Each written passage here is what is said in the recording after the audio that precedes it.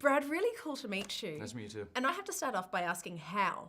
How do you get a film like this made in 55 days while you're also working on special effects and music and mixing? Well, we didn't do all of it in 55 days. We shot it in 55 days. But it was a very fast process. And I mean, ultimately, I think what it comes down to is having a very, very strong plan.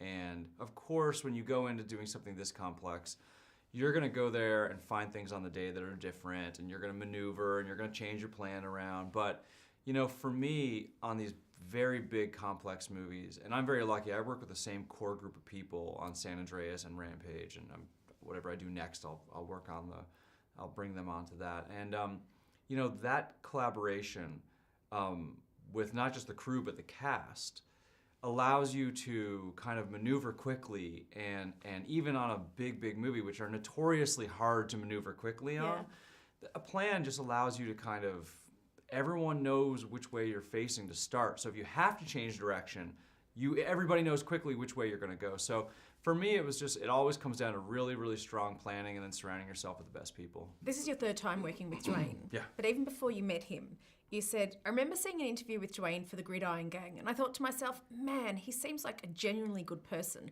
I was 21 years old, and I was like, out of all the stars in the world, I'd think I'd get along with him. So when did you first meet him, and how did that first meeting go? Well, the first time I met him, I flew to Atlanta. He was shooting Fast and the Furious 5 to talk to him with Bo about doing Journey 2.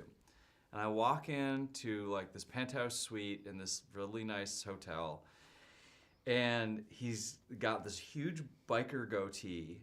He's massive, and I was instantly like, oh my God, he's so intimidating. He was so big, and you know, the facial hair and everything.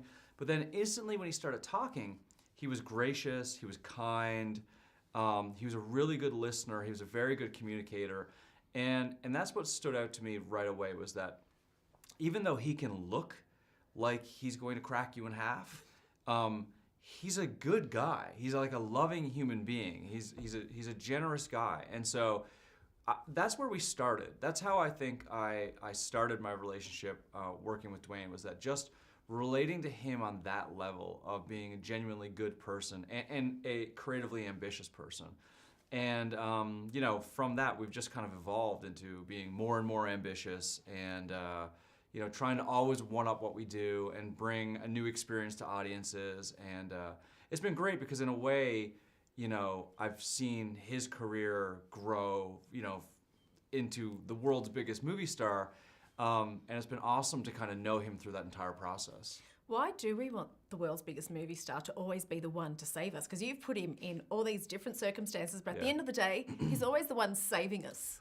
Well, I think we believe he could do it, first of all. And then the other thing is, what's amazing is that he can do it with a sense of humor. I think most people under these circumstances would be weeping and sweating profusely and curled up in the fetal position. Dwayne's like able to crack jokes while he's like, oh yeah, no, we'll survive the earthquake, and like cracking a joke. And I don't know, it's somehow, I feel like we're getting the best of all worlds with him. You know, you get the action hero, but he's funny and he's self-reverent, and you know, it's just, he's a unique guy. And I think like with adventure films and what I do, I think honestly, like we all just want to go along with him because he's so entertaining. So we're going to see you, him, and the rest of your crew back for San Andreas 2 very soon? You know, we're developing San Andreas 2. I have no idea what I'm going to do next besides have a nap, probably. You'll need it, yeah. You know, from all the jet lag. But I'd love to work with him again, obviously. And whether it's San Andreas 2 or Rampage 2 or something new, as long as I think we can collaborate and do something that neither of us have ever done, we'd be down. Something big and fun would be great. Thanks for that, Brad. Yeah, no problem.